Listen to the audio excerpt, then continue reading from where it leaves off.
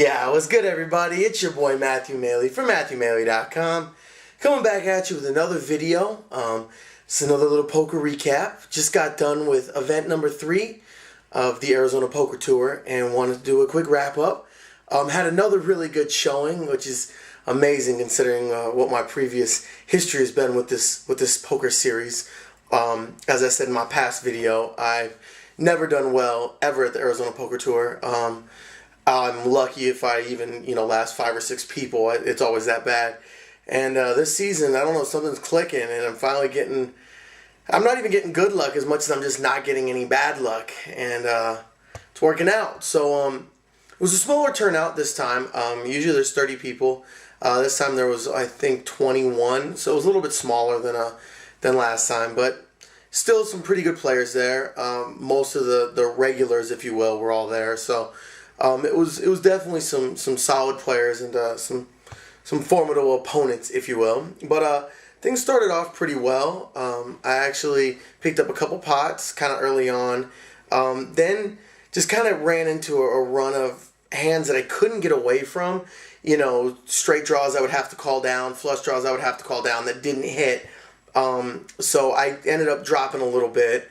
Then I picked up a couple hands that did pretty well for me. I had one where I made a pretty big bet. I got 2 pair on another person who had top pair. I actually sucked out on her, and I took a pretty big chunk off of her. And then like 2 hands later, she went all in with pocket 4s. I called with ace jack and flopped king queen 10. So I had it pretty much wrapped up there. It was nuts. So I took her out and I was able to build my stack back up pretty well. It was right about that point that we actually went down to 1 table. So I made the final table for 2 events in a row, which is pretty cool. Granted, I didn't have to make it past that many people, but still pretty cool to make it down to the final table. So that was awesome. But once we got down to the final table, it was actually cool because the blinds were lower since we had less players. It went quicker, and the blinds were a lot lower when we got down to the final table than they were last time. So there was a lot more room to actually play some poker.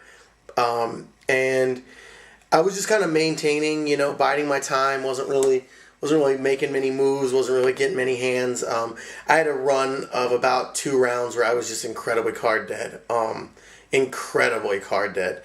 And I was actually looking for some spots to shove, but nothing came up because my chips did get kind of low just from playing the blinds and antes, and so many people were pushing. Once you get down to the final table, so many people just start pushing and pushing and pushing. So there are a lot of hands where I would call a raise, or I would make a small raise, or even a normal size, 3-4 times a big blind, only to have somebody come over the top, and I'm not going to call with, an ace 8 or a, king 9 or something like that. So my stack ended up getting down a little bit, and then I actually made a couple moves. I pushed all in 3 different times.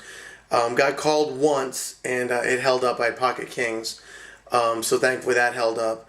It was up against, actually it was a 3-way pot. It was up against pocket 7s and pocket jacks, and I actually took out one of the players who had less chips than me, and I crippled the other one pretty well. It was funny, the power struggle at the table was you had some huge stacks, and then you had a bunch of smaller stacks, and I started off at the final table about middle, and then at this point it was pretty low. So we were down to I think like 6 people at this point, and I had 9-8 on the button, and the small blind made a small raise, but I'd already called on the button, varying up my play a little bit. If I'm not mistaken, I think she had pocket. Sorry, she had pocket 7s. Yeah, flop came up 10-7-6, so I flopped the nuts. She flops a set, and she pushes, I call, obviously, and it holds up. So took her out and got a nice little addition to my stack. While we're at the final table, one of the guys who actually used to play in my tournament on the Imperial Poker Tour, his name's Ron. He was just running wickedly hot. And he's a pretty solid player as it is. He can be a little bit overly aggressive sometimes, but for the most part, he's pretty solid. And he just started running, and I actually lost a pretty big pot to him a little bit earlier. I had ace 9, and yeah, ace 9, and he made a raise from kind of early, or from actually, I'm sorry, he made a raise from, where was he? He would have been, I think he was probably second or third to act, and I called from 1 off the button, I believe, maybe even the button, and the flop came up Jack 7-2, I think, or Jack 7-4. He checked to me, and I made a bet at it, hoping I could take it down there. He called, which I really didn't have an idea of where I was at. I kind of wish he would have raised me, so I would have had, kind of a clue where I was sitting.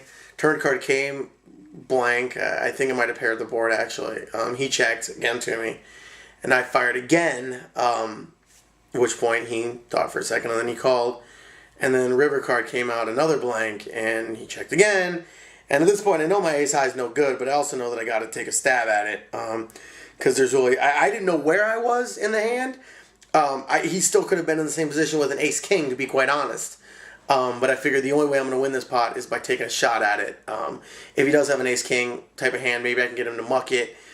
Maybe he has a low pocket pair, and he isn't going to call that third bullet. Because calling a third bullet on the river, that's tough, honestly. Any poker player will tell you that. It's, calling those first 2 bluffs on the flop and on the turn is a lot easier than that final one on the river. So I was hoping he was going to let it go, but he ended up calling. He has ace jack, so it wasn't even a tough fold. He had top pair, top kicker.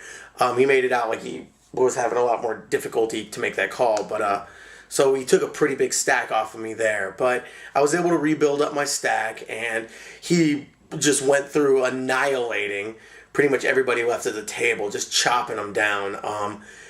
His pocket 10s set it against queens twice. Then he had pocket queens that beat somebody else's set of 10s. It was ridiculous how hot he was running. I mean, just peeling stuff off. I mean, 2 cards to win it, boom. 1 card to win it, boom. Just running really well. So ended up getting down to heads up again. So 2 straight tournaments, I got down to heads up, which is pretty cool.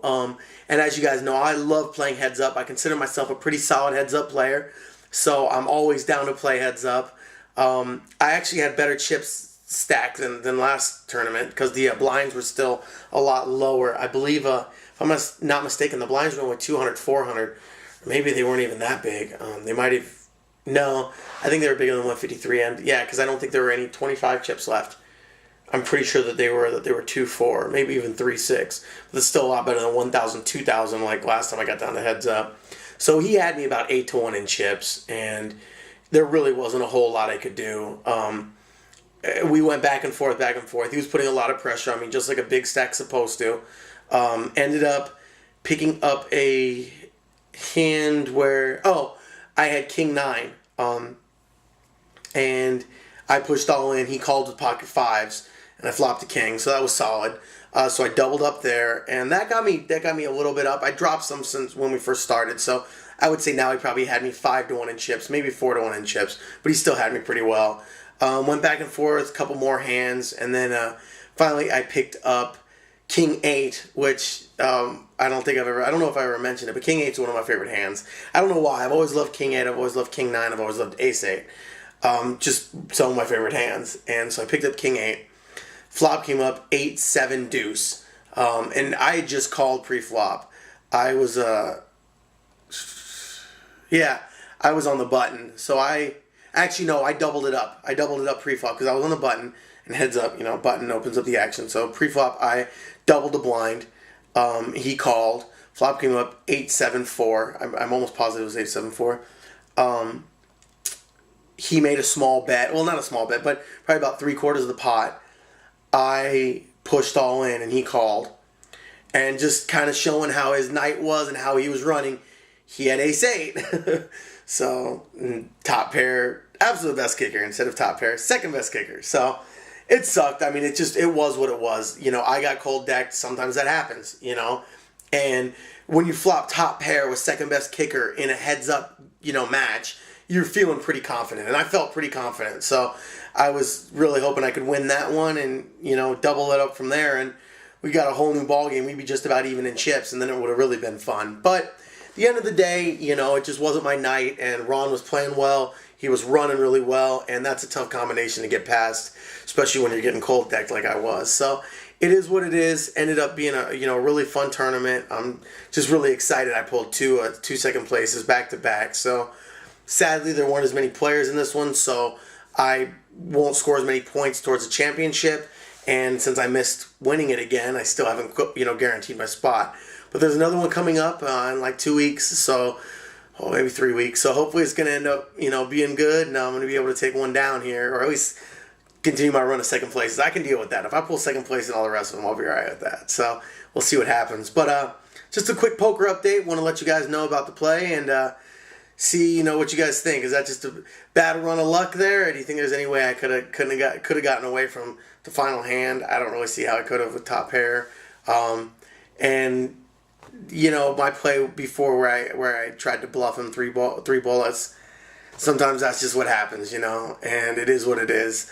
I'm not mad about it. I think it was a good poker play. I wish he would have raised me on any of those streets because I could have gotten away from it, or at least I would have had an idea where I was at. But didn't happen, and I didn't play the hand very well, so it is what it is. But overall, I felt pretty solid about my play. I really only feel like that was my one major mistake. I made a couple other plays where I probably missed out on a little bit of money I could have made by checking a hand that I shouldn't have, or missing a couple bets here and there. But for the most part, I did feel pretty good about it. So it was just nice to get on the felt and have another good run, and definitely am feeling pretty solid about my game lately. So anyway, just wanted to let you guys know how it went, and of course, keep checking back on my other videos. I really appreciate all the support I've been getting, so keep checking them out. If you're up on YouTube, I would love it if you guys could subscribe to my channel. Of course, like the video, and if you want, throw a comment in there. If you want to, like my page up on Facebook. Search for me at Matthew Maley Poker. As always, you can follow me on Twitter at Matthew Maley and MatthewMaley.com. Keep checking in there as well. So, till my next video, peace out, y'all.